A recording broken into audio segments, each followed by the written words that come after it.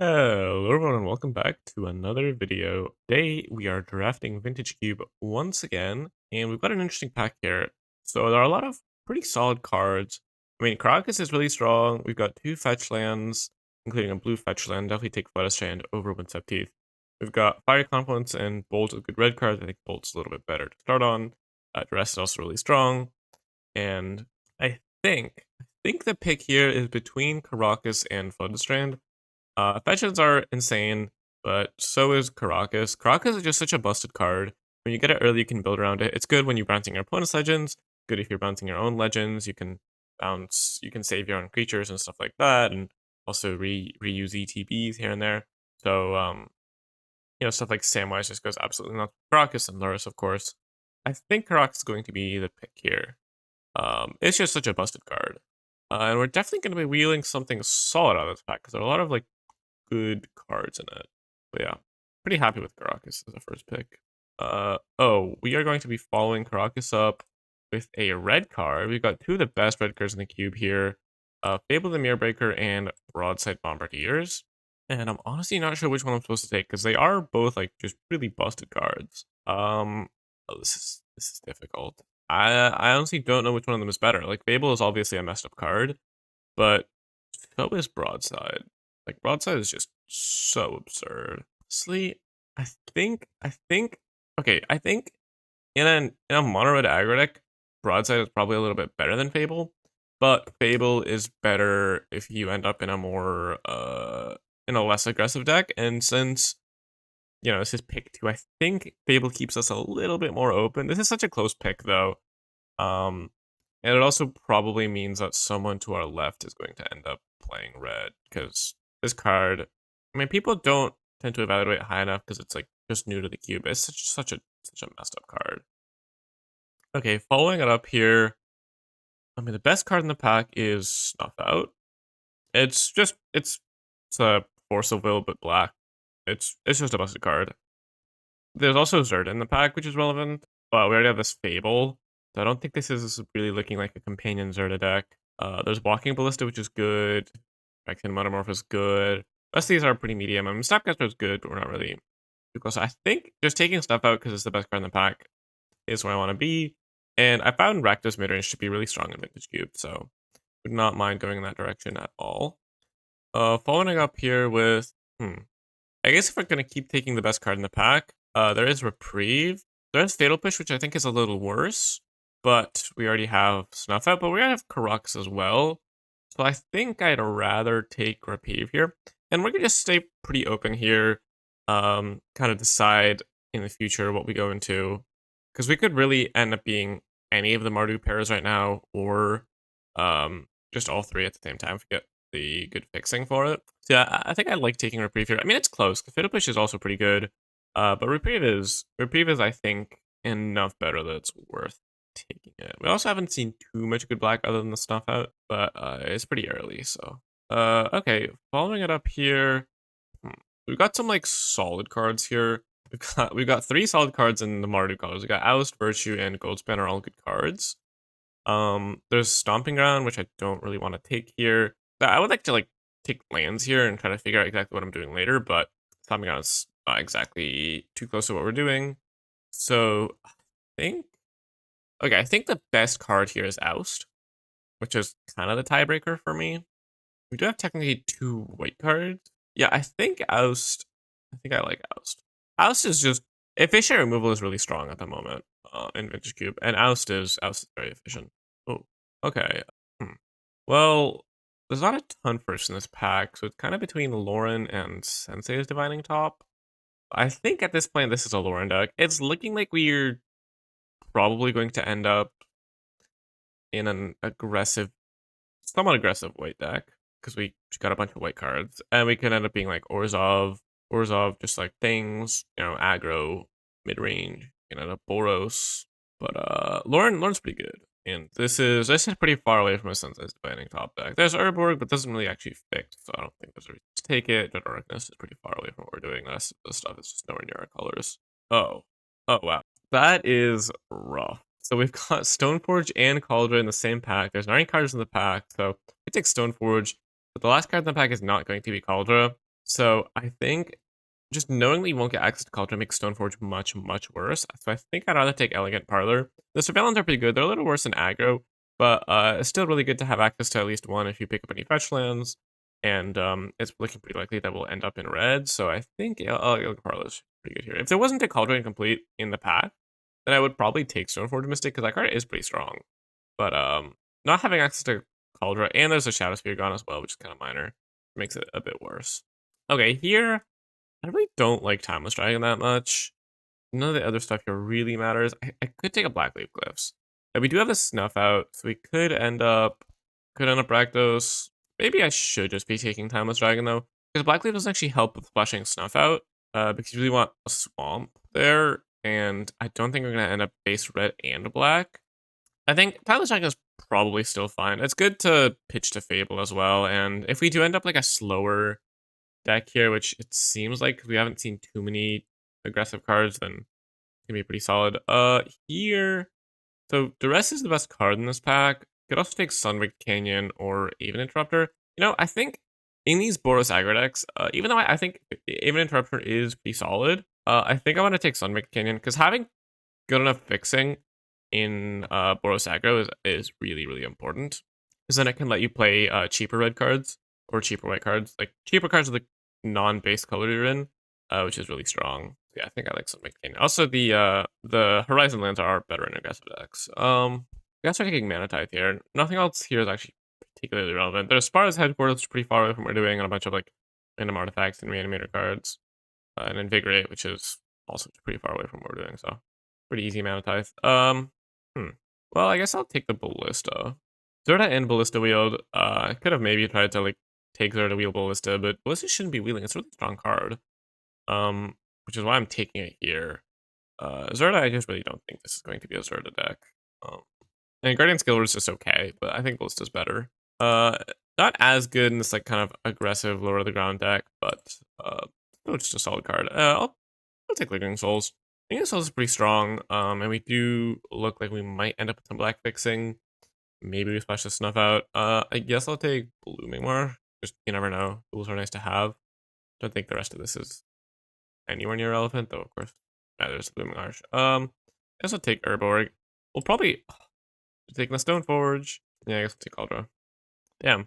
Oh my god. Okay. Well, this pack is full of really strong cards. So we're taking Solitude here, because Solitude is one of the literal best white cards. Probably like second after Swords to Plowshares. But there's also Fury, which is absolutely insane. And Henros Garnet, which is really strong. And Wasteland, which is another really good card, especially in aggro. And we've got South of the Storyteller, which is pretty solid. Looks good in this deck because we got Fable and Lingering Souls already. And we're looking like a little bit slower. Also, I think Timeless Dragon works with it. But yeah, we're so happy to take Solitude here. And some combo cards here as well, AD and Brain Freeze. I do like me some combo, but I just don't think it was the direction we were supposed to go in this draft. Following it up here. Well, there's no good white cards in this pack. I mean, so I'd expect that was okay. But I think I'm gonna take a red card here. The question is which one? It's between Chain Lightning and Generous Plunderer, and both are pretty good. Generous Plunderer is pretty strong. It's a new big score card. Treasure, it deals damage. It's really good into the artifacts decks. Chain Lightning is efficient interaction, goes face for some extra reach. I'm honestly not sure which one it's supposed to be. I think we already have some cheap interaction. I'm leaning towards, I think it's probably Chain Lightning. I think I'd be leaning towards Generous Plunderer if we were base red, because we're kind of lacking 2-drops. But since we're probably going to be lighter red, I prefer Chain Lightning because it's better if you, like Generous Plunderer is really good on turn 2, but less good later. Chain Lightning is still solid if you draw it later in the game, or you can only find the ability to cast it later in the game. So I think we'll go with that. Following it up with the Punish for not taking Zerta, I guess. There's the Basalt Monolith. Those two do make infinite mana. And we have the Ballista. So maybe could have done something there. But I think I'm just going to take Sacred Foundry. There's a Braid and Esper Sentinel. Hopefully we get one of those back. Both are pretty strong cards, so it's definitely not guaranteed. But again, just having good fixing is really important. And having a fetchable untapped land is going to be really important if we pick up any fetch lands from here on out. So I think I like taking Sacred Foundry here. Oh, well, I guess I kind of got punished for that because we immediately found a plateau. There's also a Tinker in this pack, which is really sad to pass. Tangle Eventualist is a fine card, but I'm just gonna keep taking dual lands. Boros aggro decks are usually getting enough playables. Like that's usually not an issue. So just taking lands and getting to play more cards in your deck that you drafted is pretty good. So yeah, I think I'm gonna just take this plateau. And I think I'm gonna follow up the plateau. At this point, we do not need to take the Survive Triumph. I don't want to take the Land Slash. Fire Covenant is really strong, but we don't have any fixing yet. I think I'll just take Robber of the Rich. I don't think we need Portable Hole with so much cheap removal already.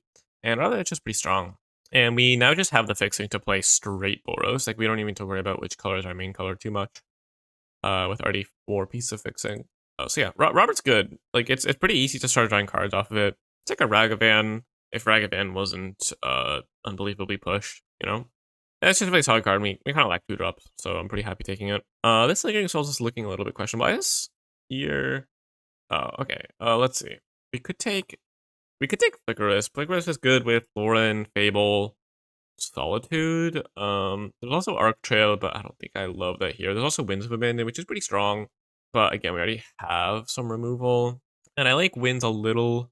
I guess I like it a little more in aggro, but still, like, how do I take Flickerus? Flicker is just a very solid card. It's possible that we get the Winds back. It's also possible that we would get the Flicker Wisp back. There's 10 cards, so it'd be 2 cards left. I think I prefer taking Flicker Wisp by a little. Flicker Wisp is just a good card. Oh, that's an Othari. Othari's pretty good. It is a 5-drop in aggro, but it's one of the best 5-drops after the Evoke Elementals. This card just hits like a truck, and if your opponent can't answer it, then it's going to run away with the game really quickly. There's also this Ephemerate, which we might get back last pick, which is... That could be a thing. There's also Cathara Commando, which is good. This Lava Dart and Burst Lane, we wouldn't mind either. Steel Seraph is maybe playable. Our main interesting because we already have the Solitude, Lauren, Flicker Wisp. Yeah, I'm really happy taking Othari here. It's really good to see that card late. Oh my god, what a hack. These cards are all busted. Like Time Spiral and Pest Infestation. I mean, Pest Infestation is nuts, and Time Spiral is also really strong. It's very weird to see these late. There is this Talisman. You know, I don't usually like Talisman, but double on color Talisman? I don't think it's either of these. We're just too far away from those. Double on color Talisman. What are the odds I want to play double on color Talisman? I think they're pretty small. And I think we're not going to play a Leyline Binding deck. So I'd rather take Tundra in case we like open a piece of blue power, pack theater, or something like that. Just having random fixing can end up being useful. Okay, well there's a Brain Freeze back, but we are just taking Staff of the Storyteller here. For sure. Staff is pretty strong. This deck is a really good staff deck. Yeah, I'm pretty happy taking it because we already have a lot of ways to make tokens, and it's good with Flicker Wisp. Yeah, this is great. Okay, here I'll just take Unexpectedly Absent. It's pretty good interaction. Hits anything. You can also kind of time out your opponent by putting a bad card back on top sometimes. I'm pretty happy taking it. We're gonna have no problem casting it at all. Okay, didn't get back whatever we wanted to. Esper Essential on a Braid, I think it was. Yes, I'll just take a Shadowy Backstreet. Because it's possible we end up flashing black. If we pick up like 2 fetch lands and a good black card, I could see that happening. So, oh, we got the Sanguine Evangelist back. That's nice. Another card that's good to blink. Let's put our duels and stuff for splashing over there, maybe. I mean, Sanguine's good. It's just a solid card. Another card that's good with staff. Okay, here I want to take Lion Slash, I think. We have, actually, you know what? I will take Portable Hole. I'm pretty low on Lion Slash. It is Graveyard 8, but it's just pretty slow even when you want it. And I think Portable Hole is going to be pretty good for us. I guess I'll take the Terra Sunder. Rain of Filth. Sure. Didn't get back any of the cards in this pack last pick, unfortunately, but Rain of Filth is not a... It's a card that very rarely adds up being in your deck. Even though when it does, it's pretty sweet. It's a little rough. You really need to get there, especially since they cut Doomsday, because it's good in Doomsday, but you really need to be storming pretty hard to want it. Let's see. In pack 3, I guess we don't have too many red cards at the moment, but we're pretty open to... Oh my god. Wait, this pack is absurd! What is going on? Hello? We have... Okay, hold on. I'm taking a screenshot. What is this pack? We have both Soul Ring and Mana Crypt and an on-color Mox and 2 fetch lands and an Adeline and Dark Ritual and Preordain and Counterspell. Hello? And like some other good cards like Sneak Attack and Sneak. This pack is nuts. All the cards in this pack are good. The worst card in this pack is Tough Cookie, but everything else is like nuts. We're definitely getting something back. I would not be shocked to get a fetch land back, but also Adeline would be nuts. This is a Mana Crypt deck. You know what? This is a Mana Crypt deck. I usually take Soul Ring over Mana Crypt, but Mana Crypt when you already have in an aggressive deck where we also have cards like Fable. I think, and we're not too worried about the life loss. I think I like Mana Crypt more here. It's really close because the avoiding the life loss from Mana Crypt is pretty relevant, especially if we end up in an aggro mirror. But the upside of Mana Crypt in these kinds of decks is just so high, and we're definitely getting something good here back. So yeah, I think I'm taking Mana Crypt. Wow, what an insane pack! One of the literal best cards I've ever seen, or the best packs I've ever seen. And now we get a Sword Supply Shares. Yes, please. This is shaping up to be a really strong aggro deck. I mean, these are just two nuts cards. Swords is just so efficient. It's like look at all these cards that we're playing, like Portable Hole, Oust. Swords just eats these for breakfast, and those are already good cards. Not a ton we're wheeling. Maybe Touch the Spirit Realm comes back, which is solid. It's good with Solitude. We might end up playing it. I guess this mod might be an okay Magda deck since we do have a lot of ways to commit crimes. But yeah, so happy with Swords here. Oh wow, oh, there's a Minskaboo in the pack. There's also a Scalding Tarn. You know what? I'm supposed to pass Minskaboo.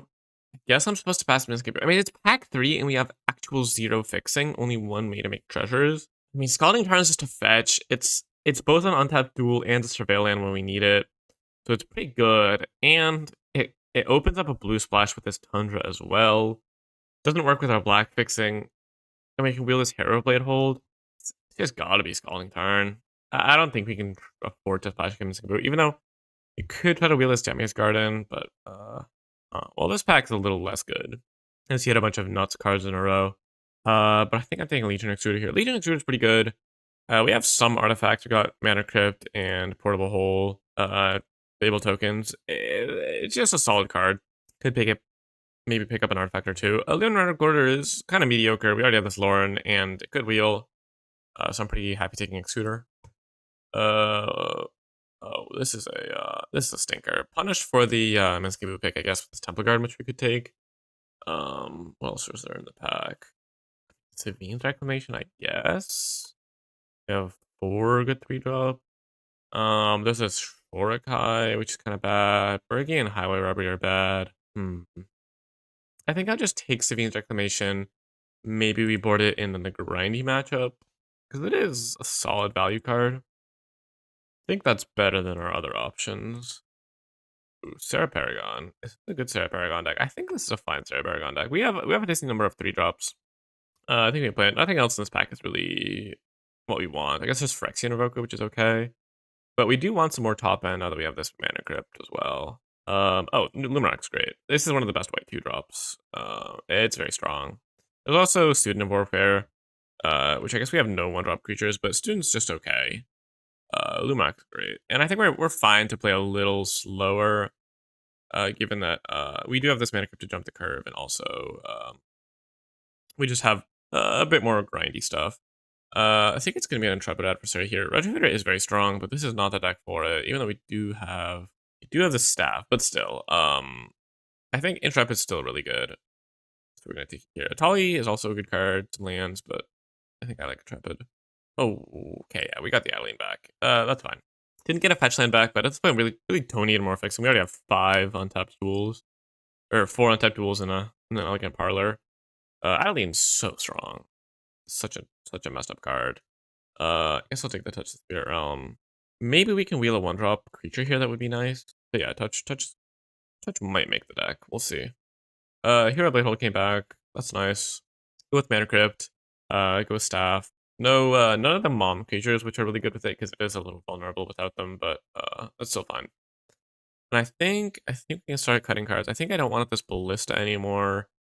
Since it's Timeless Dragon, we can maybe cut. So we do have some ways to grind. I think Lingering Souls is going to go along with the rest of our black cards.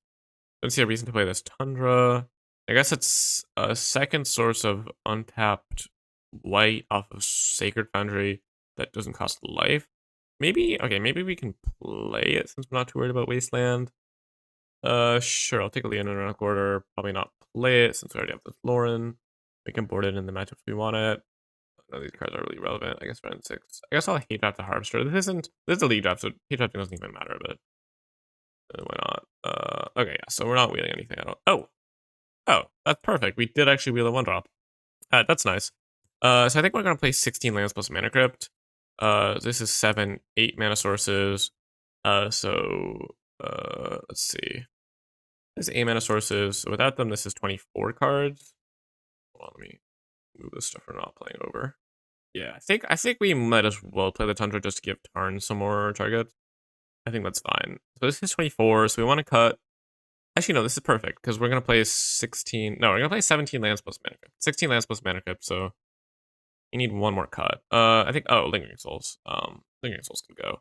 Yeah, I think we do have a lot of interaction for an aggro deck. We have Mana Tithe, Oust, Portable Hole, Swords, Chain Lightning, Reprieve, Extruder, Unexpectedly Absent, Touch the Spirit Realm, Solitude, kinda, which is a lot. We could maybe play this Timeless Dragon instead of one of them. What's the worst one? Maybe this isn't a Mana Tithe deck, or maybe this isn't a Portable Hole deck. You know, it is good with I guess it's only okay with Extruder. How good is Extruder actually? We have 1, 2. Yeah, I don't think this is an Extruder deck actually. Extruder is really strong, but I don't think this is the deck for it. I think we can run it like this. We want to bring in our sources, and we're gonna add. Let's see. How does a 7/2 mana base look? That means 1, 2, 3, 4, 5, 6, 7. One. Oops. I mean to cut the Summit Canyon. 1, 2, 3, 4, 5, 6, 7 red sources plus Thomas Jackson's 8, and then 1, 2, 3, 4, 5, 6, 7, 8, 9, 10, 11, 12, 13, 14 white. I guess we can go down one white source for another red. This leaves us with no, here I think that's too many mountains.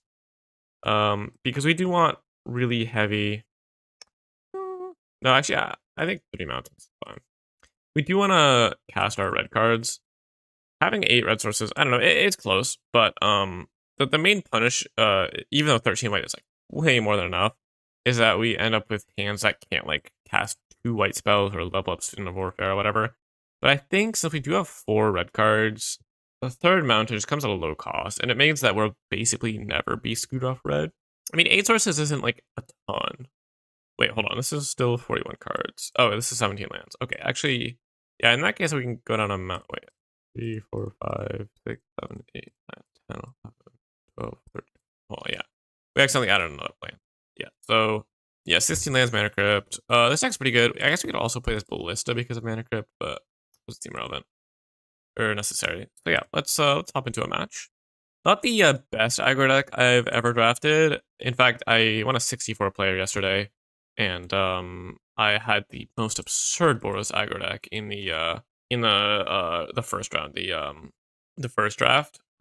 Just unbelievable. I mean, I had a Mox, but I also just had like every single. I had like Gut, Bombardiers, Solitude, Othari, like just all of the nuts cards.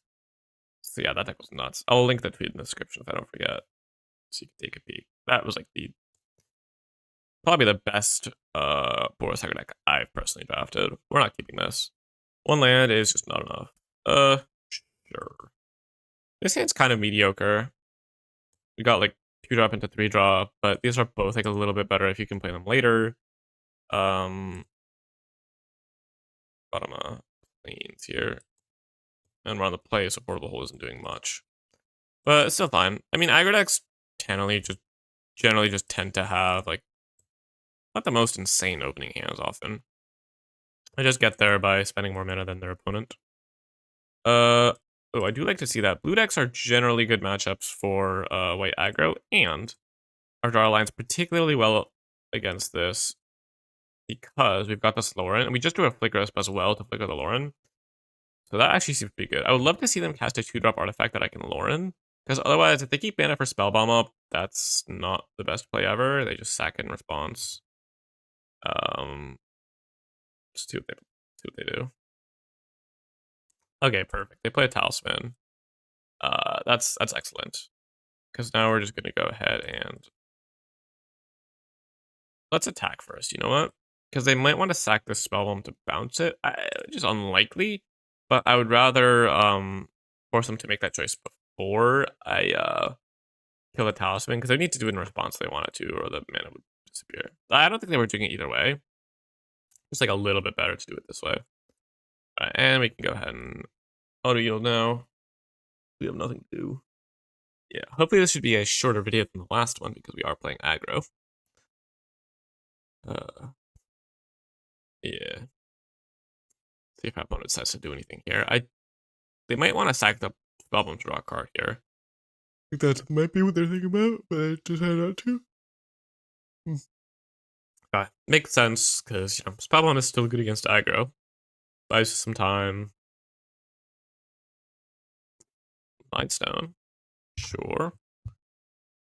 Mindstone is solid here because they can sack it in response to the Lauren, which we're going to flicker here most likely. So I think I'm just going to swing out.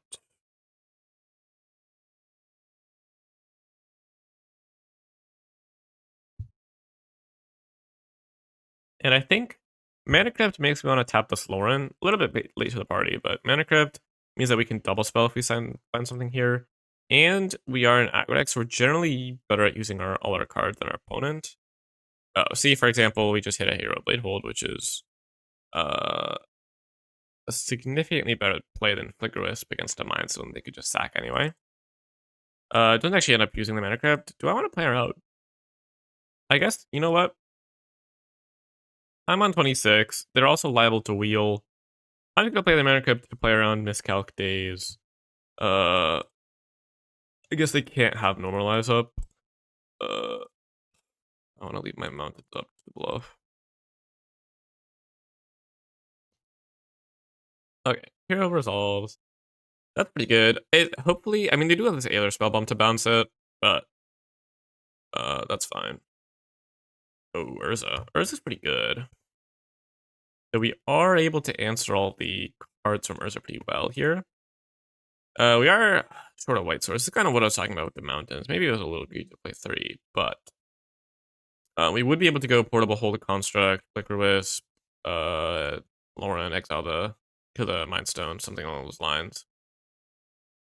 Those are fails. Nice. I think that's gonna be fine. So they're gonna Spellbomb the Hero of Blade Hold. You know what? Yeah, actually, what I'm gonna do. I'm gonna play Robber. And I'm gonna play Flicker Wisp. I'm gonna just Flicker Wisp the token. No need to get fancy. And this lets us tap with the Robber. We could just swing out. I think I kind of like swinging out because I just get so much damage. See what our opponent does here. Sure. Kind of knew they would do that. Construct goes bye-bye. So if we swing out, what happens? They block the Intrepid and we get in for 4. We're basically sacrificing the Intrepid adversary for 4 damage. Is that worth it? With our opponent on 12 and us with a flyer, I think it is. Do it, we exile. Oh, wow, we exiled a Generous Plunder. So now I'm going to draw a card off Lauren to try to hit a land drop for it. So if we hit a land drop, there's also an argument to playing Portable Hold, exiling the Mind Stone. We could do that just to deny the mana. Okay, there's the turn. That's perfect. I think I want to play Generous Plunder because it's so good against decks with a lot of artifacts. Like, this is probably going to attack and deal... It's going to deal a minimum of 2 with the Treasure and the Mind Stone, unless they decide to sacrifice the Mind Stone, which is totally fine by me. But if they play even more artifacts, it's going to deal even more damage. So that's really strong. This is going to pretty good mana curve out. Put this Mana Crypt to good use with the cards from Lauren. And I mean, if you look, my opponent has 6 cards in hand. They just don't have time to use all the cards, which is why I was activating Lauren, because I'm just better at using the cards I draw. If I hadn't activated Lauren, I'd have less pressure, and they're going to win this game if it goes to a long game. Like, lack of cards is not the issue here. Maybe I drew them into Academy or like a Time Walk or whatever they need, but most likely this just means that I'm able to pressure a lot better, and it doesn't significantly change my opponent's draw. Phyrexian Revoker is going to name Mana Crypt. Yep. Don't really care about that. I'm just going to probably Portable Hold it because it's a blocker. Oh, no. Oh, no, no, no, no, no, no, no, no. Stop that. Stop that. Don't get a Portal to Phyrexia, please. Oh my god. Tinker is really good against aggro. It's one of the best ways that my opponent has to just jank me out. Uh, okay, next is becoming could be much worse. Could be much, much worse. That's very heartening to see. Could mean that they just have their Portal in hand or whatever other Tinker deck they have. Could just mean that it isn't the best Tinker deck. Or they have like alternate targets like a Bola Citadel, which I don't have enough life to use, but yeah, this makes me because Portal Phyrexia. Oh my god. I'm gonna lose it. I'm actually going to lose it. I keep Generous Plunder because it attacks for a bunch of damage, but oh my god. So yeah, they did have the Portal Phyrexia in hand, just like I said. I forgot that next to becoming makes it a little bit better. Wow, that is not good. That is not good at all. So let's see. They have 3, so I can hit them for 4 with this Generous Plunder. They block with, and then I trade off with Revoker.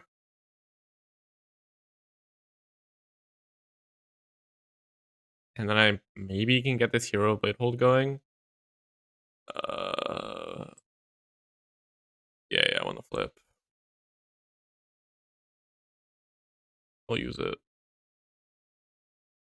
Tap pressure. I mean, I have outs here. Plains isn't the most helpful.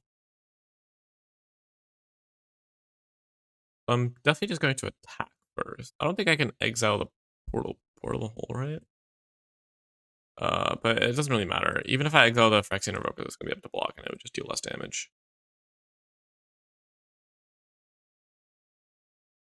Alright, hit him for 4. Block with Portal. Has Menace, so do need to double block. They block like this. Doesn't really matter how I order damage.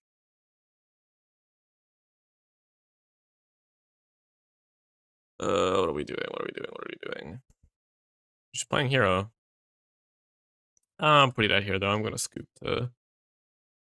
We don't actually have a way to kill them. We have chain lightning, but no like fiery confluence or anything like that. I guess there's no reason to play the portable hull out yet. Might lure them into a false sense of complacency, maybe.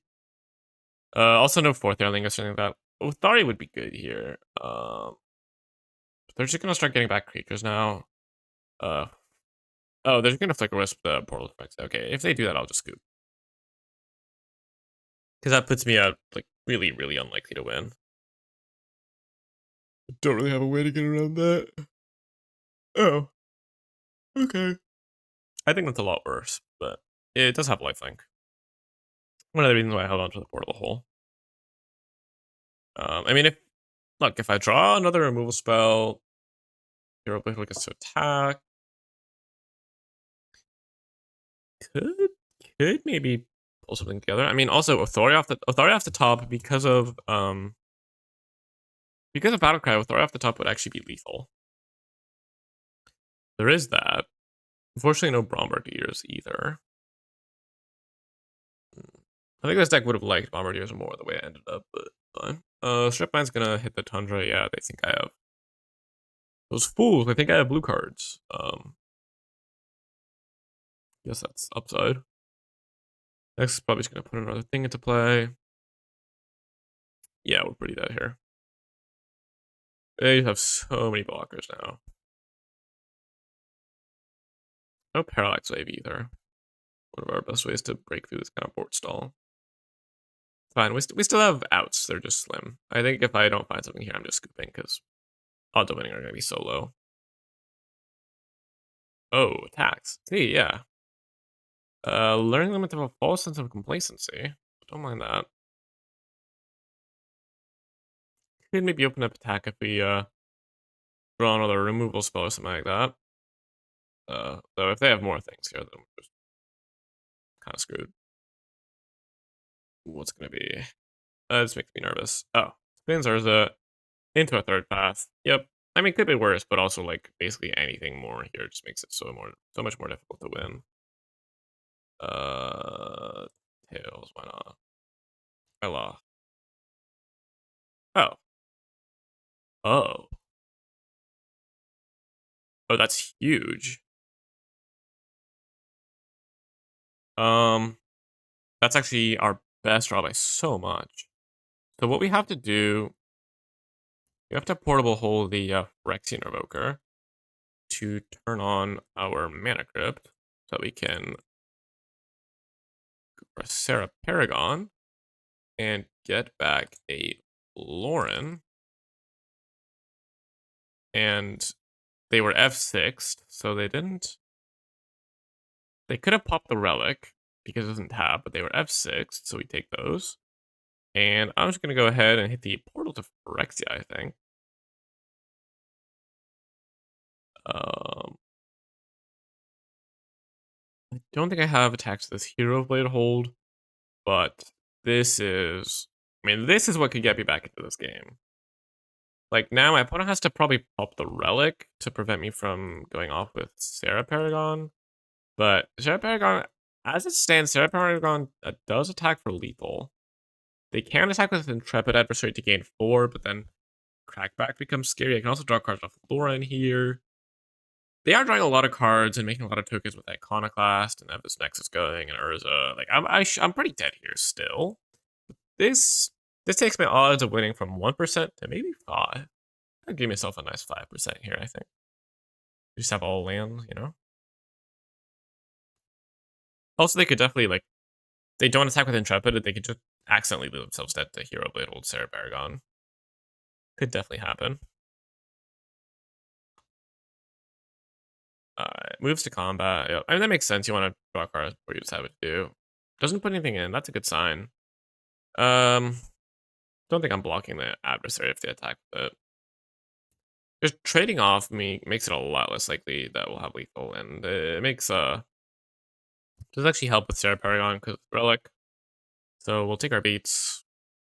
Yeah, I mean, it didn't afford to lifelink her. Flickerus would have just put the game away completely, but hits a stock worm. I mean, that's a creature, I guess. Okay, they gotta sack this Relic now. They don't, kind of a throw. Because it means I'll get to get back Flicker Wisp. And if I can Flicker Wisp this Intrepid Adversary and put it back on my side, that's going to be insanely massive. Because I'll be able to also... Did they forget? Opponent. Okay, if they don't Relic me, then it's the first thing I'm doing, so that they don't accidentally remember. Because they can't... Once I put Flicker Wisp on the stack, it's already too late. But as long as I don't... Like, they should just... Okay, good. They exile it now. That's... Yeah. I mean, that makes sense. I was just hoping that they would forget, because they forgot last turn. They were F6. Doesn't fail. Okay, Tails is actually failing me a lot here. Ooh. Solitude off the top. Okay. Oh, we can cook. Oh, what are we doing? So if we swing out, it's an attack for 3, 4, 5, 6, 7, 8, 9, 10, 11, 12, 13, 14.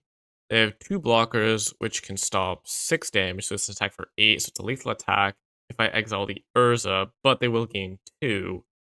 But it means I have to trade off their whole board, which is pretty good. Can't quite Lauren, but if I draw into a, actually, also it'll get exiled, so definitely can't Lauren.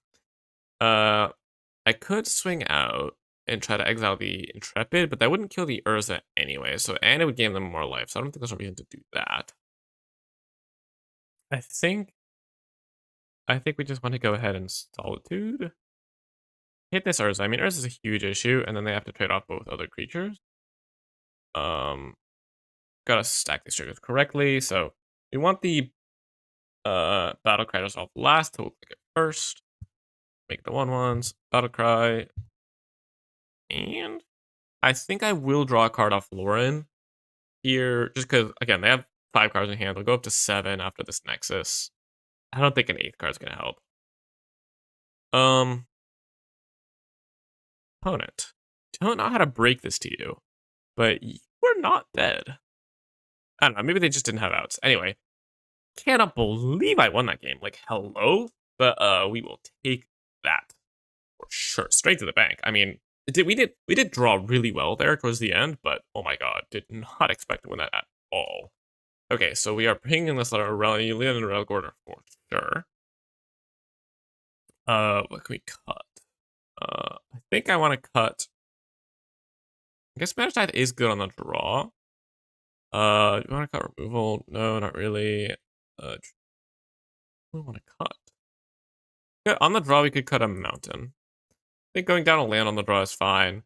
Do we want the extruder? I didn't see we did see some cheap creatures from them, but we already have a lot of removal. Do we want Walking Ballista? I don't think so. It's good against Iconoclast, but a little slow. Vindicate? Nah.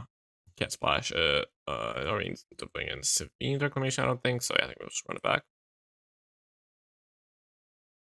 Yeah, 15 lands mana cap, maybe a little greedy, but on the draw is less greedy. Okay, this hand's pretty good. And we get to go turn 3 Reprieve, turn 3 Sanguine. We have some interaction. It's a solid hand.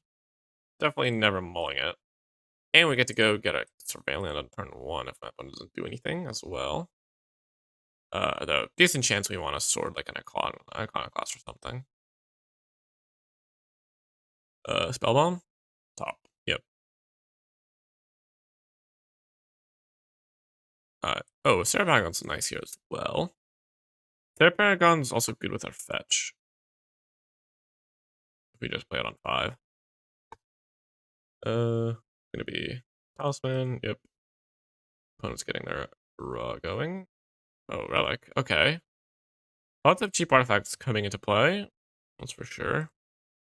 If we had that Plunderer right about now. Only it were in our... Pretty good. Pretty good card to key on top, I would say. Sure, Exile's out of turn. We were second anyway. I don't think it was matter. Anyway, Mana Crypt. I guess Relic makes our Sarah Paragon a lot worse, but that is fine, because we are just... I think... Actually, you know what? What do I want to do? Because, okay, this is interesting. We could go Sanguine Evangelist, but I really want to remand whatever they play here. So I think I'm just going to play the Mana Crypt so we can cycle the Timeless Dragon. And then we're going to reprieve something and then cycle the Timeless Dragon to get around Relic. I mean, I would be shocked if my opponent didn't actually cast a spell here. And then if they want to get rid of the Timeless Dragon, they need to pop the Relic, which then unlocks the Sarah Paragon in the future. And we do want to hit a land drop here. Tap, stop, and upkeep. That's good. That means that they have less mana to work with, and potentially they're like looking for something. I really need them to play into this reprieve, but I mean, they probably will, right? Surely. And then once we get the Sanguine Evangelist going, this card puts on a ton of pressure. Like it alone attacks for 5, and then with some more creatures, that just increases and increases. It's a good card. It's a pretty solid card. There do be a lot of white 3-drops to keep though. Oh, City of Traders. Urza? Urza, yeah, okay. Very glad I held this reprieve up. Go ahead and hit that. Oh, there's a Fable as well.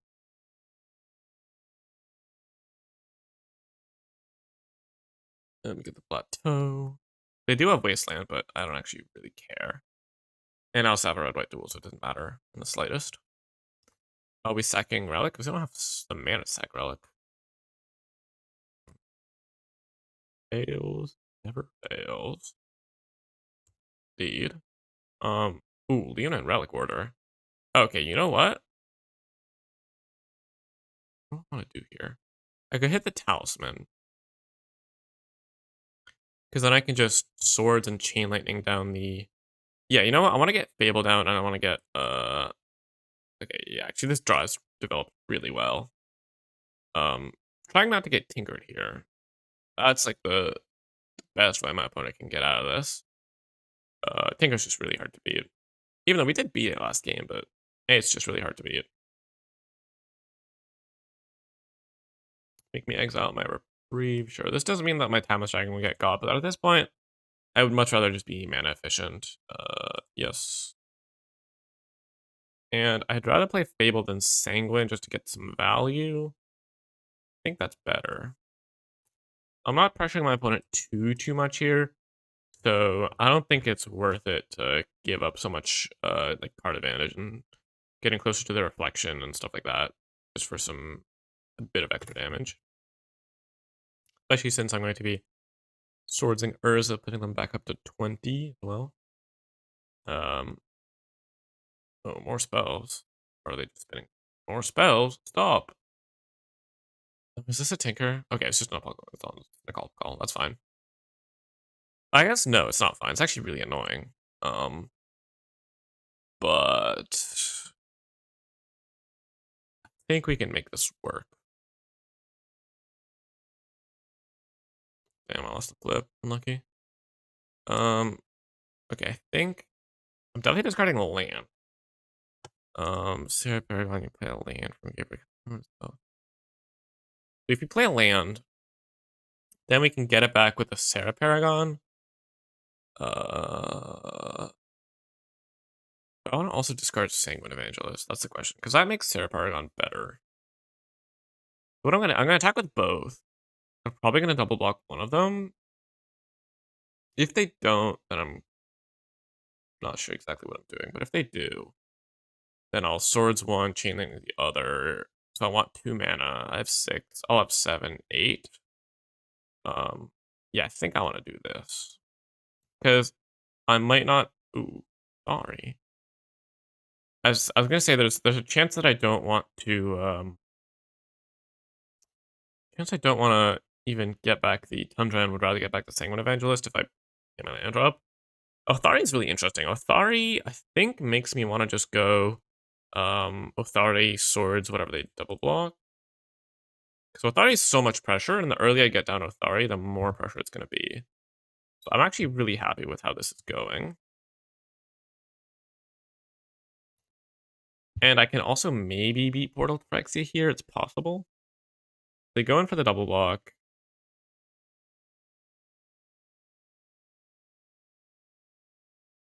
Doesn't actually matter how I stack this. I don't think I want to give them back their Talisman, especially since that would retrigger the Akalpa Call.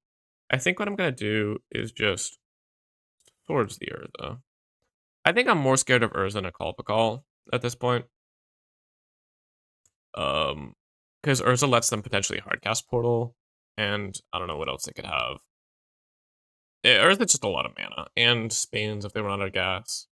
Akalpa Call is pretty good with Sensei's top. They're going to trigger it every turn, but I'm probably just going to unexpectedly absent it at some point in the near future anyway, which is also another reason to hit Urza, because Urza has an ETB that's forced to unexpectedly absent. Playing a land here.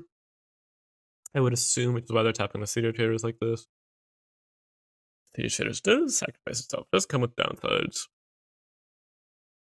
Yep. 1, 2, 3, 4, 5. They have 5 mana here. 4 with this desk. I would love to see them just keep dartling here. Extruder is, it's solid here. Oh, that's sad.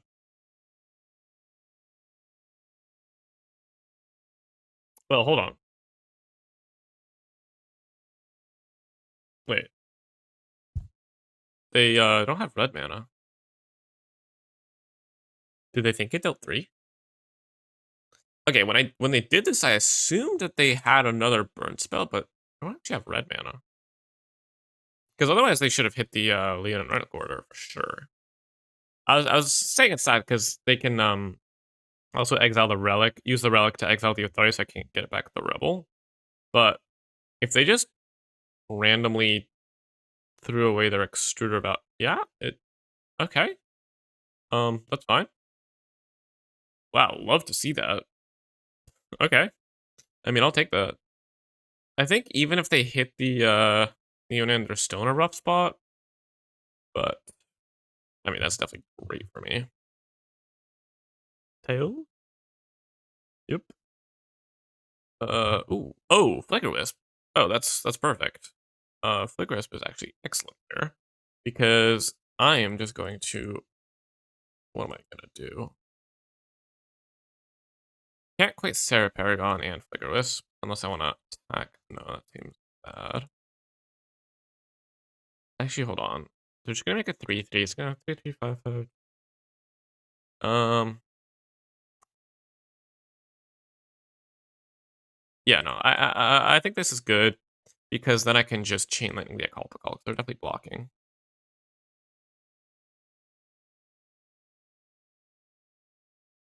Oop. Quick Wisp is such a good card. Are they gonna sack it? If they sack a pre-combat, then that's actually that just makes my chain lightning even better. They might just be dead now. I was hoping they'd do that. Um, yeah, actually, let's see. How much damage is this? One, two. So they. So let's say they have one blocker. I guess. Hold on. I guess I could just chain lightning face if they're dead. So I'm gonna have one. I'm gonna have 1, 2, 3, 4, 5. So they block 2. They take 3. They take 6, 7, 8, 9 from Othari. So they would go to 1 here. So in that case, I think I would rather chain lightning the golem pre-combat, which means 1 less damage, but it means that I don't lose my 2/2s, and then it also means I can attack with my Leon and Reg Order without giving them back their Talisman, which I don't want to do because I don't want to give them more mana to work with and a trigger on their Akalpa Call. So they already triggered it, and they scoop it up. Nice. Delivered a pretty swift beating to a solid Is It Artifacts deck. I think his deck was really fighting in all cylinders that match. All right, on to the next one. All right, match number 2 is going to be against a Luris deck. It looks like, and we're gonna keep this. It's a solid hand. We get to go 1-drop, 2-drop, 3-drop. We've got an oust for some interaction. Luris decks generally have a good matchup in aggro though, because they're going to be low to the ground, but also good at grinding. And there's a Mox Salmon coming down, so it looks like we're getting off to a pretty fast start. Looks like some sort of Jeskai deck. Spy Sentinel isn't the best against us, at least. Don't have too many spells. That being said, I did just draw a Reprieve. But that's fine. We're not casting it anytime soon anyway. Okay, yeah, looks... Oh, either Spellbomb. Yeah, Spellbomb is good with Luris. And it's likely going to be bouncing this Luminarch, if I had to guess. It's possible I shouldn't have played the Mountain because of Student, but I don't think we're spending all our mana leveling Student at some point anyway. Memory Lab. Sure, that also works. I will attack, I think. Just because this Esper Sentinel could definitely be very annoying with like holding up Reprieve. Not surprised to see them block, but we do have things to do for the near future. Liquid's next turn is going to hit their Mox Diamond. Either they rediscard a land or it's gone. And then we're just going to try to set up a Reprieve on this Luris for some tempo, hopefully. Love to not see another counterspell.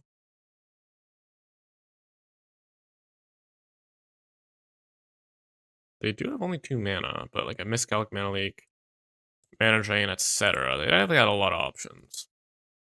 Anyway, this is a great play. They're down to 1 card in hand. They do have these 2 to sack, but just slowing them down, going Luminarch into Reprieve. Might not even want to Reprieve because we want to save it for Luris, but this is pretty good. Black green. What's going on? Am I getting Abrupt Decayed? Shielded Edict.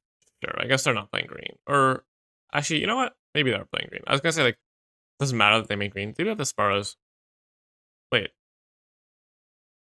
Oh yeah, they discarded a land. Okay, yeah, they discarded the last land in their hand for the to keep the Mox Diamond. That's okay. Luris to hand. Yep. So it looks like we are just going to be reprieving with this Luminarch.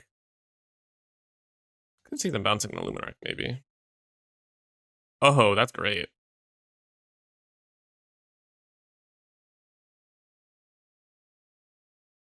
Because now that means that we can answer the Luris forever, as opposed to Oust, which would just put it back on top, which wouldn't be great. I don't think we're going to keep an Oust in this matchup. Drawing a card off, that's fine. I mean, Reprieve is going to be a really good tempo swing, and then Swords, they'll get to 2-for-1 with their Luris, but once Luris is gone, their deck gets a lot worse. I'll pass on that for now. We're looking for some of our top end here. Othari, Solitude, just basically anything expensive. Also, like our 3-drops like Fable, stuff like that. Doesn't look like that's going to be in our future though. In your future anyway. Do just get to start getting the beats going here at least. I wonder if I'm supposed to hold the swords in case I draw Solitude for turn. I think since there's not much of a punish in terms of like getting bottlenecked on mana, I probably will. Either Spellbomb. Sure. Alright, one card in hand. Probably gonna have to sack the Spellbomb to draw a card. Yeah, let's just untap. Because if we draw Solitude, it would be a punish. That's gonna be good eventually, I suppose.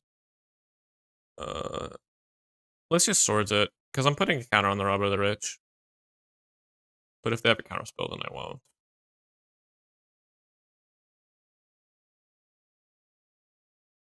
Ooh, what do they got? What do they got? If they sack Spellbomb now, I will get to trigger Robber, so I don't recommend doing that. But it's more likely that they're just, yeah, they're gonna tap land. Sure.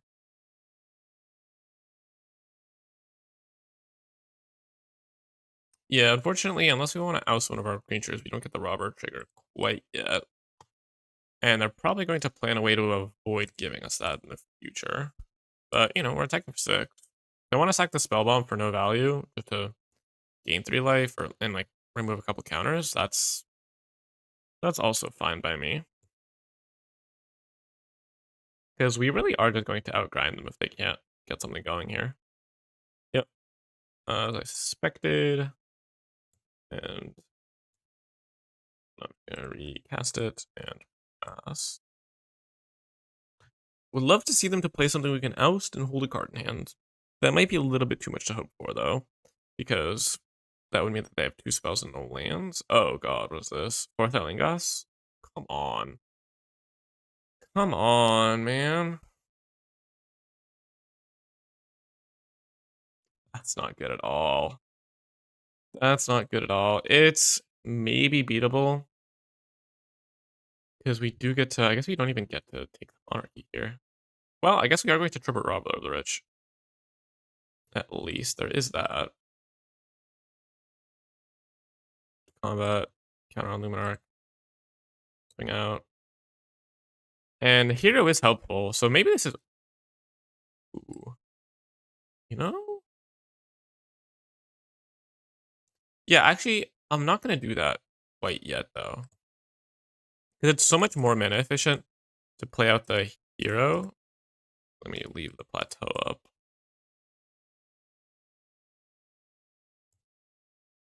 Oh my god, I can't tap mana to save my life.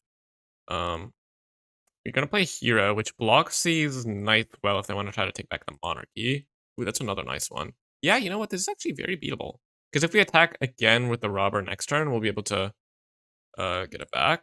Okay, sure. Path. I mean, it makes sense that they would have a removal spell here. I wasn't really... I mean, hoping that it would survive. That was just kind of wishful thinking. But if we get to attack with this Robber, we're going to unexpectedly absent the blocker, then play the Tide Hollow, then draw some more cards with the Monarchy. Feel pretty good about that. Also, we might get to retrigger Robber because of this Monarchy. Definitely not a foregone. Okay, Esper Sentinel. That's not a very good play. Obviously, they got to do the best with what they got, but not mind seeing that.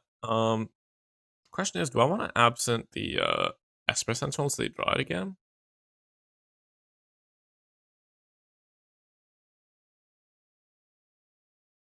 You know. No, I don't think I do. I think I just want to get rid of the Knight token forever. Because it does just block better.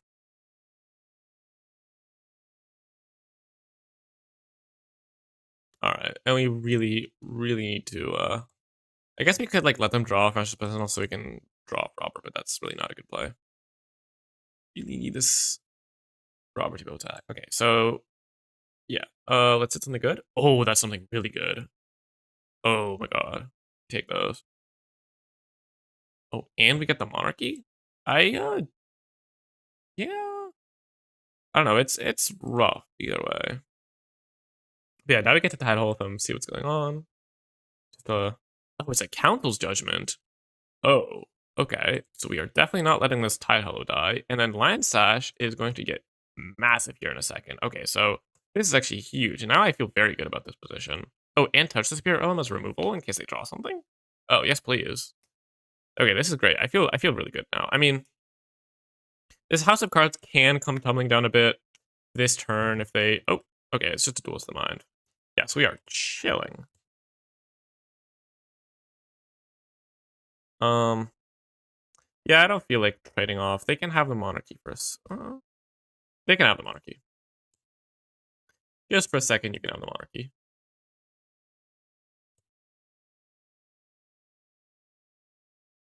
But then this Land Side can get massive.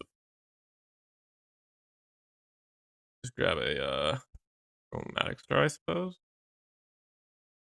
No, let's get the other spell. Not that it really matters because the rest is gone forever, but I don't know. They draw off Monarchy, sure. On top. Manatize does not seem amazing here, but that's fine. Do I want to swing out? That's the question. No, I definitely do, actually. So I can guarantee getting the Monarchy. I'm not gonna get this Robber going, but still just so much damage. Like, they kind of even have to chump. Block. They chump. Yep. They should really chump the lines. Yep. Okay, I don't want to use the Touch the Spirit Realm on the Duelist, because if they draw something really scary, that's kind of a huge punish. But we get the Monarchy. Also relevant to point out that we can touch this human at instant speed or save our creatures from removal with it. We had a Monarchy draw. It's gonna be a Mana Crypt. That doesn't seem amazing here, but fine.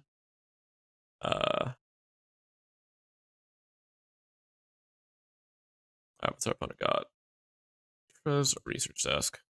Okay, we are exiling that with Lion Sash, so at least it's not too much of an issue. Should be able to, right? With the trigger on the stack before they can unearth it. I'm just gonna exile it. Yep. So okay, I mean if they play it with just spells this turn, then it's possible that this mana type gets some value. Definitely not out of the question. There are Lurrus deck though, so other spells are gonna be cheap as well. But like maybe they have a Mind Twist or something. What's an exile? Oh, reanimate. That's not gonna do a ton. Yeah, it's not gonna do a ton. You're welcome to try, opponent. I respect the effort. Let this loot resolve. Because that would be good. They figure the Tide Hollow, get the Council Judgment back, then get the Tide Hollow back and Tide Hollow me. But I'm not actually the biggest fan of that happening, unfortunately. Yeah, sorry about that. One card in hand still. What's it gonna be? You get to attack for 2. Very spooky. So you get the Monarchy back. Portable Hole. What's it hitting? Probably the Land Sash? Oh, that. Okay, that.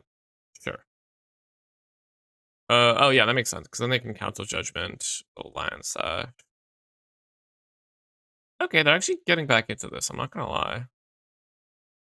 Not much I can do about this. Because I can't save it. Both these will just come back to them if I try to save them. But I should be able to take back the Monarchy here at least.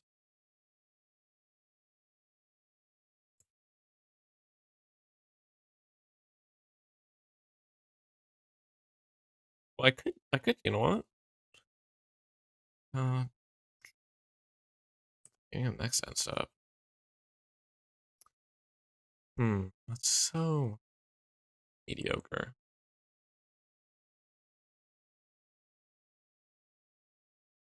Don't feel like doing that. I'll let them have the Monarchy.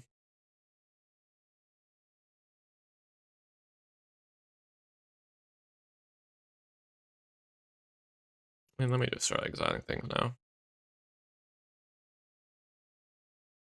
Since they don't have the white mana for Council Judgment, I'm going to get a nice attack in here.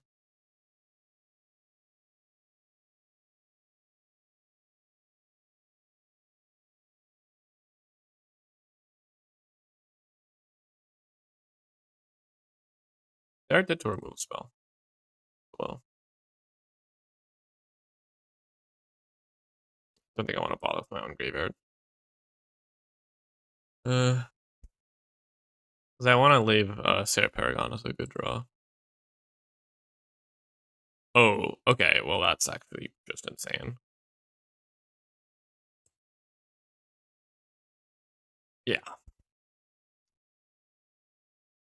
Now I'll just get down this touch. And if they have a spell to prevent me from triggering Robber, then I'll just mana tithe it, even if it doesn't counter it, just to get down to 0 cards and draw, and then, yeah. Okay, we got there. Outgrinded a Lurus deck successfully. We take those. Okay, I guess my opponent's deck, I probably want this Ballista. I didn't really see much for Lauren. Like, just some, like, cheap stuff. It's not as good.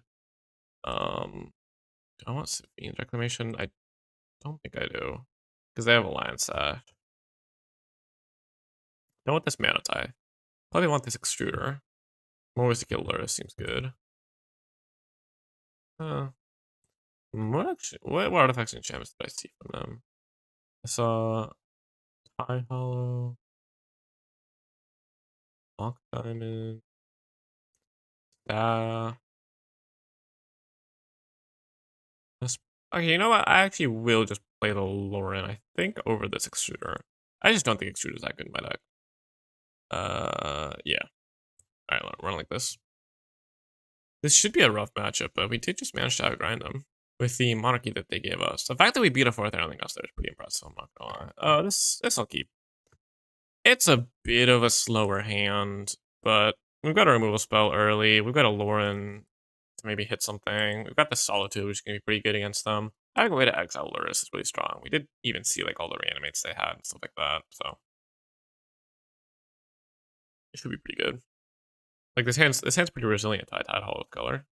This is probably gonna be a Nathan Stoyer, which is definitely getting chain lightning. Apologies to the world champ, but I am not a fan of getting beaten down. And the looting's really good in the Lurus deck. Adeline's a good draw. Means that I have something to do even if I don't want to play Lauren, and if I play Lauren, then I can follow it up with an Adeline next turn. Adeline is just a beat stick. Just a beat stick. 18. What's this? Staff of the Storyteller. I mean, that's pretty good. But I'm not going to Lauren it because they're just going to use a counter and then it's going to be kind of dead.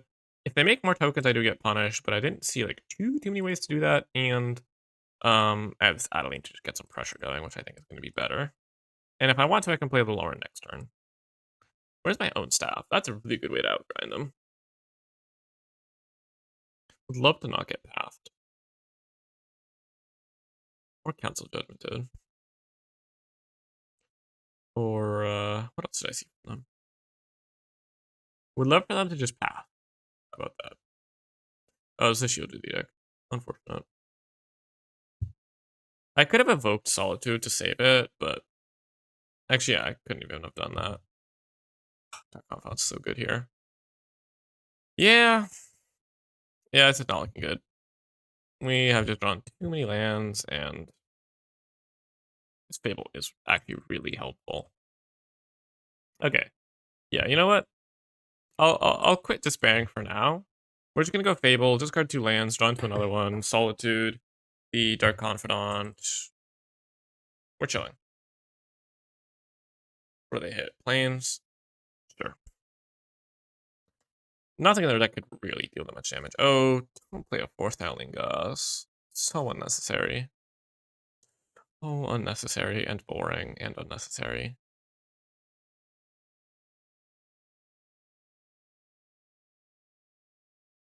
Yeah, it makes the staff trigger as well. Come on, man. Come on. Don't do this to me. Can I just draw swords? I think I want to guarantee that I have a land.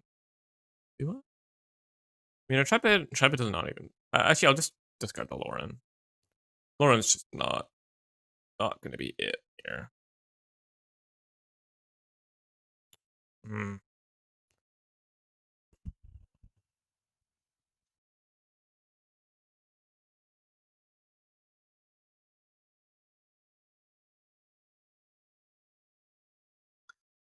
What's the plan even? Get off with the knight. I guess I can play hero.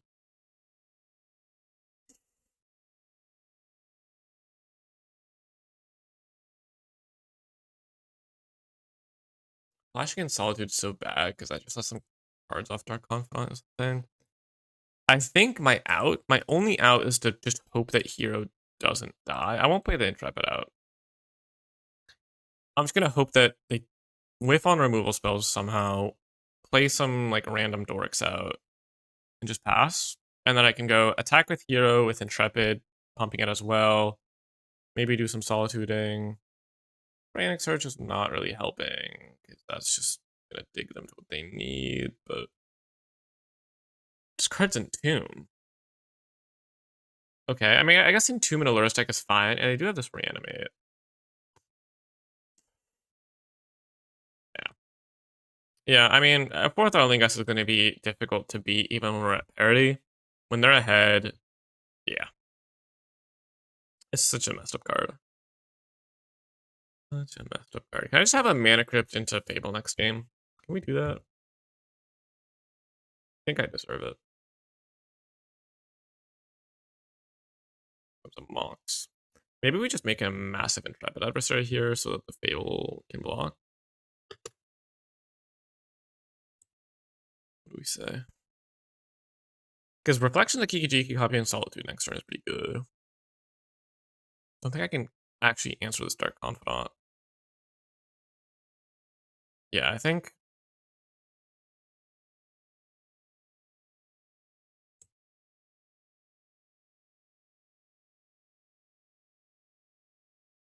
Guess I overtapped. If I have a counterspell, then I'm gonna look really stupid because I could have Solitude with the treasure, but now I need to main phase it. I would main phase it anyway because of the Dark Confidant, though.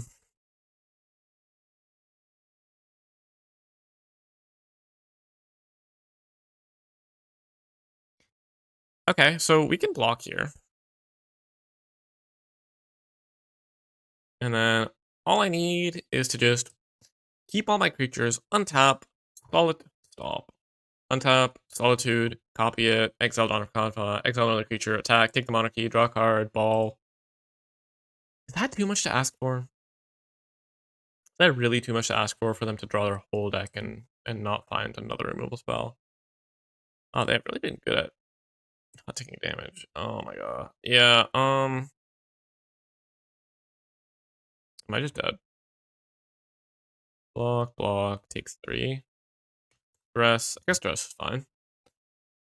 Yes, Duress doesn't actually bother me. But trading off this Reflections does. Still live to draw an Authority off the top. That's always still an option. So we can't scoop. But now we're just on board. Okay. Yeah. Actually, I don't think I want Land World Relic Warriors because they're so good at killing anyway. They do have more creatures, more artifacts than I actually remembered, but don't want Mana Tithe for 4th Earling Gods. It's just so bad otherwise. I don't think I want it. Because they're taking the game to a really grindy position anyway, and all their spells are cheap, so it just doesn't seem like a winning. It seems like it'll be dead most of the time. Except when I draw on like turn 1, of course. Oh, baby. Oh, baby. Oh my god. So Karak is good here with Lauren and against Luris, kind of. Mana Crypt is going to mean us turn 2 Sarah Paragon. I think I'd rather play Elegant Parlor than hold up on turn 1. I might just hold up Reaper on 2, though. Because then I can immediately play Sarah Paragon and play a land from the graveyard. Which is good. And I don't want to just get passed for no value. This is Duress. Okay, I don't want to play Mana Crypt because it costs so much life, but if I... Are they going to make black into Duress? White? Okay, this is going to be an Esper Sentinel. Esper Sentinel is totally fine, because I'll just Lauren... I'll just play for my Mana Crypt and Lauren, and we're just going to be diving. Ooh, that's solid. Cast. I mean, Lauren Amok is just so strong. I do not care about the Esper Sentinel after this, so that's totally fine by me. Lauren. Mox. Mana Crypt is pretty good. I mean, They also found their mocks, so I don't even feel bad, but good card. Could even just hold up reprieve next turn. What's this? Oh. Yeah, you know what? I'm just gonna wait till I can Sarah Paragon into Lauren. I think that's gonna be my best option. Tails. I do need to win some flips here. Taking a bunch of damage for no reason off my mana crypt is not something I want to be doing. I think I'm fine if they just bring Loris to hand. We always yield to this and counter and pass. Because my Luminarch's growing. I'm just gonna reprieve it in the future. Oh, cycling on Earth. Love to see that. Oh, they're missing land drops? Oh, really love to see that. Let's go. Hell yeah. Now I can just play the Sarah Paragon with reprieve backup and hope they can't double spell. Yeah, this seems really good for me. And I'm just gonna play a land from the graveyard as well. Oh, now we're gaming. And I'll go to Luminarch since it's still less of a priority to kill than Sarah Paragon. And they don't have white mana for hole anyway, portable hole. Worst case, they'll draw a card off Esper Sentinel when I reprieve, but we got there. All right. I mean, we did, take advantage of our opponent's mana screw there, but we also did hit their mocks, so we did help them get mana screwed. So, yeah, backup, good. On to the next one. All right, match number 3. No companions this time, and yeah, why not keep this? We got some removal spells. We got a turn 2 reprieve into turn 3 flicker wisp, which isn't amazing, but maybe our opponent makes a token or something like that. Maybe we draw into something better. Turn 4 hero blade hold is solid. I just don't think this is a hand you can really mull. It's got lands and spells. We do have mana crypt on our deck, but we can't mulligan too aggressively to it because it's not like a deck that can really just win off a single mana crypt without like a fable or something. Because our card quality isn't that high on average. We are playing an aggro deck. Okay, we're almost to 6. It's nice. Bit of help.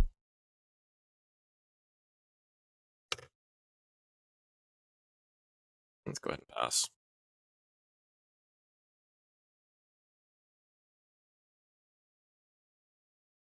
It's gonna be plains. Oh, is this the mirror? Alright, no plays. That's fine. Would love for them to play a 2-drop. I just want to fire up this reprieve so I can get the card advantage from it. At least Thomas Dragon has something to do, actually. So now, honestly, I don't even think I want them to play into the reprieve. I would rather just cycle Thomas Dragon, play a land, then reprieve, then just bring it back, or play hero or blade hold or whatever. Oh my god, Mox, stop. Oh, no lands, though. Oh, so it's just a strictly worse land. Nice. Also, I gotta keep in mind that they just played it out. Yeah, I'm just gonna get a plateau. I don't think bothering with the surveil is gonna be worth it, especially since I might want to hold up swords and reprieve or play a 3-drop. Yeah, I'll just pass. Actually, I shouldn't pass because they might have a flat creature. Honestly, that's actually pretty likely that they have a containment priest or a. Ooh, okay, never mind. Never mind. I knew they wouldn't, but you didn't hear me. All right, they're just doing nothing again. That's fine, I suppose. Okay, so now I'm gonna make a play that's bad into reprieve, but good into everything else, which is just play Flicker Wisp, and I'm just gonna Flicker Wisp a land and keep holding up reprieve because I'd rather just get something going here. My opponent's missing land drops, so I want to pressure, but I don't want to play a hero blade hold because if they have a removal spell and just kill it, that's kind of unfortunate. And I just continue doing nothing. That is a-okay. They found a land, unfortunately, right before they were about to discard a hand size. Unlucky. That's fine.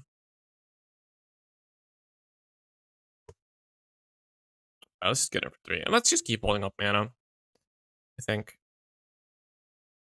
Because now we'll chuck in this Sacred Foundry, and it's like a bit. Oh, oops. Okay, I meant to hit yes. Whatever. You know what? Screw it. Let's just play hero. I think if they had a way to kill Flicker Wisp, they probably would have.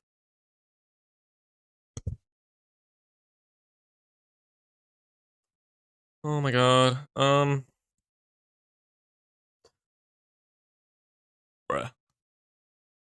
That's not good. We're still fine here, but that's... yeah. Really should not have misclicked on the Sacred Foundry, though it's quite possible that the Solitude would have gotten mana type at some point. It's a little difficult to play around mana type with this hand. I'm gonna play around it next game. Oh, Mist Island drop again and just do nothing. That's fine. I mean, we are at this sacrifice Sacred Foundry point of the game, and they are... I don't know what's going on. Like, we're just playing a control mirror with just straight plains and mountains. Sure. Leyline Binding my Flicker Wisp. That's fine. You can have it. Where's my Lauren, man? Where's my Lauren? Island? Okay, so I guess this makes more sense. Love for them to play something, because this is getting really awkward for me. I've basically, like, lost any sort of advantage I had from them stumbling because of the mana tithe tempo and the fact that I just haven't drawn any more threats. I have a bit of a life total advantage, and I'm still, like, I guess we're, like, even on cards, because I have more lands, but they have, they just continue doing nothing. I mean, I will just sack the Sunbaked Canyon. I can already cast all my spells. More lands. And more lands. Acceptable. Alright. Okay, we could be losing this if we just keep drawing like that. Especially given that I've just drawn so many lands, I don't think it's ever... okay. Sure, bud.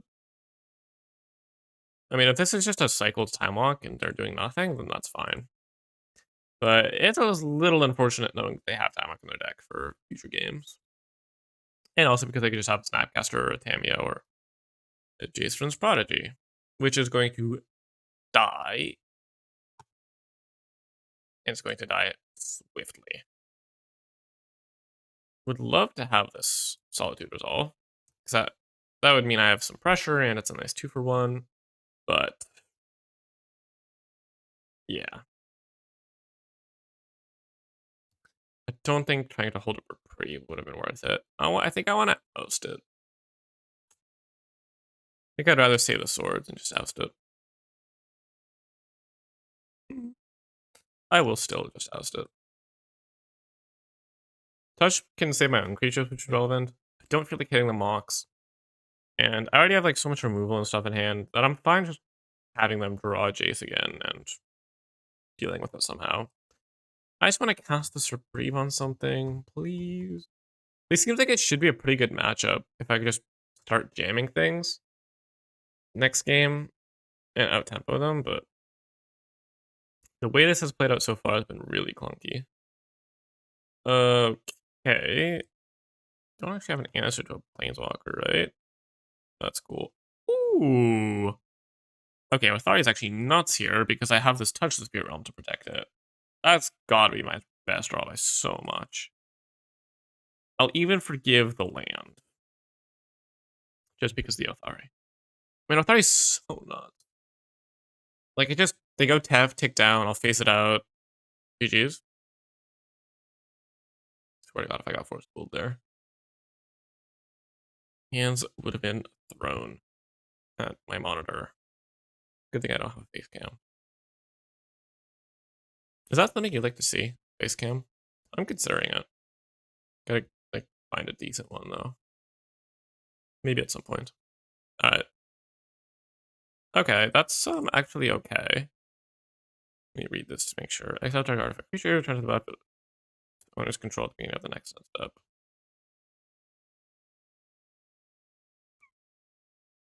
Yeah. Yoink. I mean, that's just so good. And because it's experience counters, I actually get to make 2/2/2s.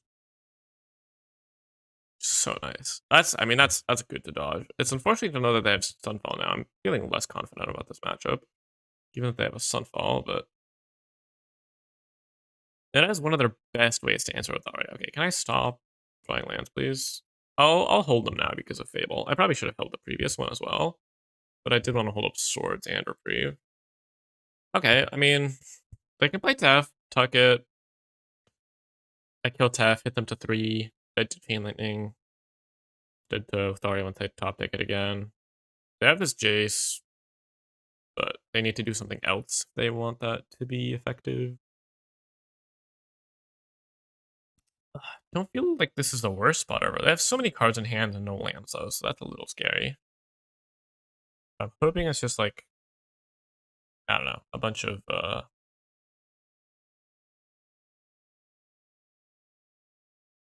enchantment removal. I don't know, man. I really want them to play tough. Okay, that's an issue.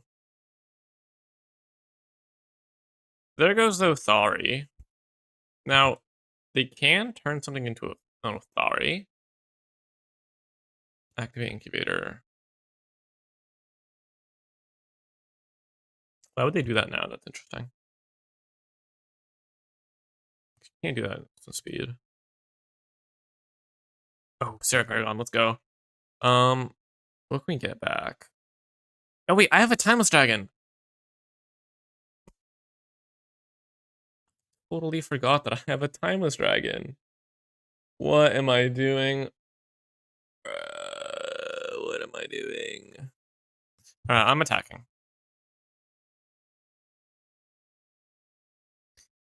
If they're not chumping... Okay, yeah, that makes sense. I would see them not chumping because of a Simulation Egg, so I want to try to get with Thari going. I'm gonna play the Sarah Paragon, get back Sunbaked Canyon because I have actually nothing else. And then, okay, I really should have played the Timeless Dragon earlier. I'm sure there was a window where it would have been good too. But it's fine, never punished. And now I'm not gonna play it out because I want to play around another Wrath. I already have lethal threats and the swords. You know what? Who even needs the Timeless Dragon? Who even needs it? Can't believe I forgot about it. What am I doing? Okay, here. Do any of my cards seem bad? Maybe like Oust? Is there anything I want to bring in over Oust? Maybe Means Reclamation, but I don't know, it's so mid. Maybe Ballista? Ballista good? Leon and Relic Order, they don't have many artifacts for Relic Order. Extruder? Did I bring an Extruder? 2 damage any target. No, that seems mediocre. Extremely mediocre. How good is Link Exposed?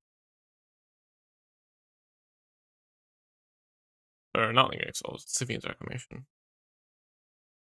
So it's not even that good in this deck, especially since I have like infinite Exile based removal. Oh wait, Leon and Relic Order hits the Simulation Aegis. And Leyland Binding? Fine. You know what? I'll bring it in. It's a pretty big punish if they can.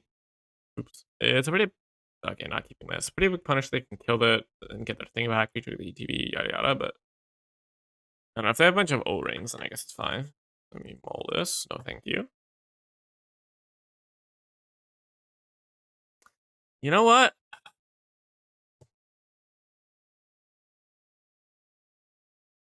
We just look. Just hear me out, right? We hit one land, and we can cycle for a third with this Timeless Dragon. Why did they have a Mana Crypt? That's not fair. Please stop. Stop. Stop. That's not fair. Come on, just show me a land. It's too easy. It's actually too easy. You know what? Like, never, ever punish in my life. Never punish.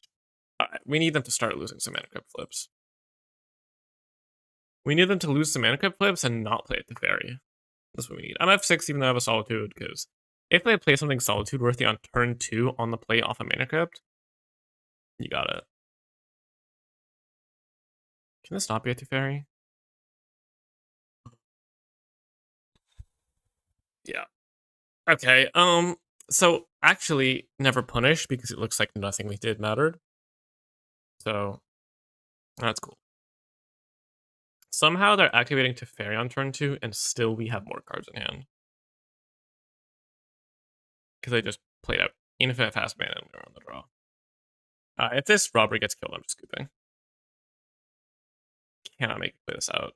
Yeah, you can't make this out. Not the. Okay, does that change anything? Not really. We just hope they don't do that again. Hey, can we draw Mana Crypt? I know I ask for it every time, even though I've actually drawn it a lot. But man, games just get so much easier when you start on a Mana Crypt. I would like to play first. What is this hand, man? Yeah, we're mulling this. Wow, that's unfortunate. Okay, this hand's good though. I think I'm bottom of the touch.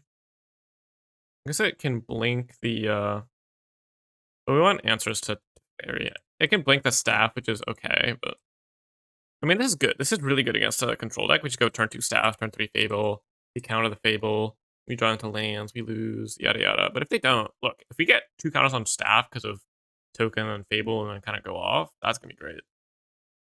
Alright, no mana crypt, please. So cool. Ooh. Yeah, that's also not good. I mean, we are on the play as an aggro deck, so we're pretty good at punishing. Oh my god. They actually have mana crypt?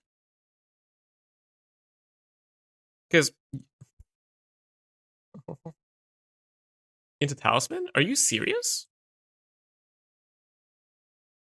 Okay. Yeah. I guess we're not winning this game.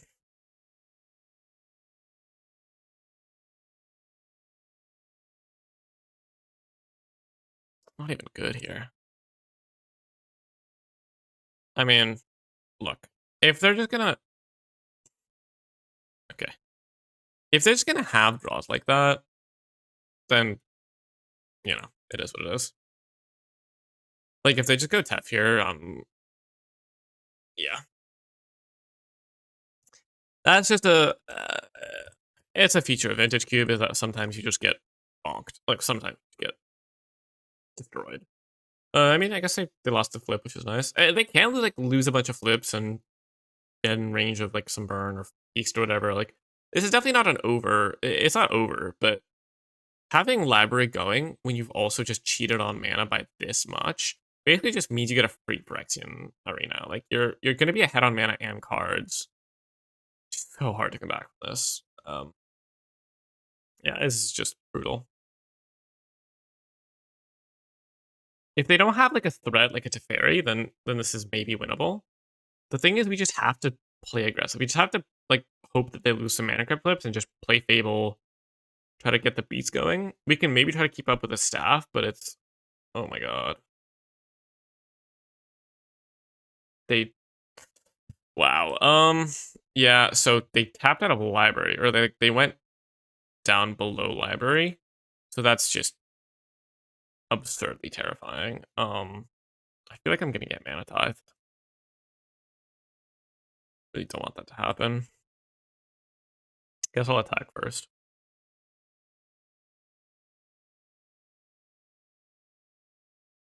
I think. Wait, I have blue mana up. What did I see from them? You know what? Okay, what I could do is I could, on their upkeep, absent the Monastery Mentor, draw off staff, but that lets them untap mana. It's just so bad if they cast a spell.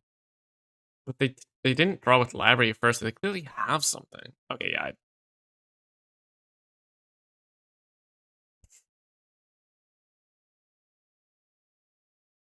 I think I gotta upkeep it. Like, I could just try to hope that they're bad and that's why they aren't using library here, but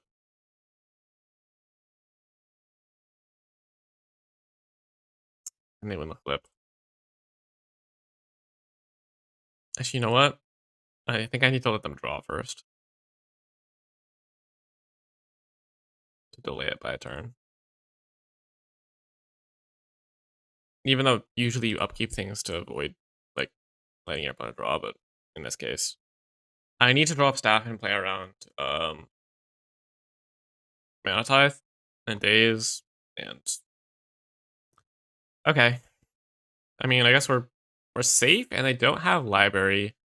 We're drawing card off staff. Play Fable. Next turn we can. Then afterwards we can. Actually, we also drew the portable hole for this mana crypt. Wait, hold on. This is winnable. I totally forgot we have portable hole for mana crypt. Yeah, actually, we're chilling. I don't think I was supposed to play it last turn because they haven't really demonstrated that they have a good way to use it. But yeah, and you know what? I'm not even gonna hit the mana crypt. I'm just gonna hit the talisman. Oh, and I hit the land. That's perfect. Um, I think I'd rather the Fable get dazed. Would I? No, I wouldn't. That's stupid. I'm gonna attack here. I'm leaving them in the mana crypt. They can have it. I'm gonna try to exile their white mana. Uh, especially since they means they can't recast the thingy. So in that case, I actually really don't want the portal hole to get dazed because it just cuts them off white mana, and I know that they're drawing a white spell because they're missing their land drops. I think tapping out a library was just like a punt. Maybe they had something that somehow didn't line up, but just seems like it was a punt. I mean, maybe they like memory lapse here, and it's sure. Okay, yeah. All right. I mean, I'll take it. Like, I guess if we can beat this draw, I mean, if we can beat this draw, that's gonna be something. We know they're drawing Monster Mentors thing, which has to be a bad draw based on the way they've been playing this. And then maybe we can actually touch the mana crypt just to completely cut them off mana. We have options next turn. I do think hitting the talisman is better because it cuts them off the white, and this mana crypt's going to deal more damage. Hopefully. Nice. Okay, that's actually so huge. I mean, just every 3 damage makes things so much easier. I don't need this upkeep and draw step anymore. Upkeep and draw step stop. So you know what I could? I'm going to leave an upkeep stop because actually what I could do is let them flip off. If I don't want them to have mana crypt, I could, instead of touching it main phase, I could touch it after the flip. So they do get it back, which is potentially actually good for me anyway. And it cuts them off mana for a turn. Honestly, a solid chance I end up doing that. But it really just depends on what I see from them here. Pay costs. All right. What are we paying costs for? Yeah. Paying costs. Indeed. What could they have here even? Guess it could be like some like copy effect. Maybe it could be like a cantrip. Them not having library here is so huge. They might just wait to play anything out that's concrete. Like maybe they're missing their land drop because of library. I guess that's possible. That they actually just have like a planes in hand or whatever. But then they would have definitely played it out here because I think they have to abandon the library at this point. I've found a lot more people rip on Arena than Moto, but it does happen. Yeah, I guess I'll just end up cutting this bit out of the video. Oh my god, something is happening. Let's go. Thieving Skydiver. Not kicked. Even though I have artifacts. Passing the floating mana. Yay! Let's go. And we're tanking on my upkeep. Oh my god. Okay. Oh wait. Flicker Wisp. Flicker Wisp, good draw. Because I don't think I want to loot. What am I doing here? So, I could swing out, trade off both. Draw off staff. Flicker Wisp the staff. I could also Flicker Wisp the Fable. Yeah, I probably want to Flicker the Fable because that makes staff draw a card anyway. That seems like my best option since I don't even care about this mana crypt that much at the moment. And it's just so much pressure. So I think I'll do that. I think I might as well draw with staff in that case. Oh, Chain Lightning. Yeah, so I'll actually just Chain Lightning the, oh wait, no, I'll save the Chain Lightning for their face, I think. Because this mana crypt. Attack with both, because it would be like 1 extra damage because the 1/1 gets through, but they're definitely trading off with the Shaman anyway, so it wouldn't change that. Sure. And now I'm just gonna Flicker Wisp, the Fable. I get to loot again, but most importantly, I just get the 2/2. I think it's better to just get the 2/2 now than the reflections, especially since making treasures, retreating staff, better than the 1/1.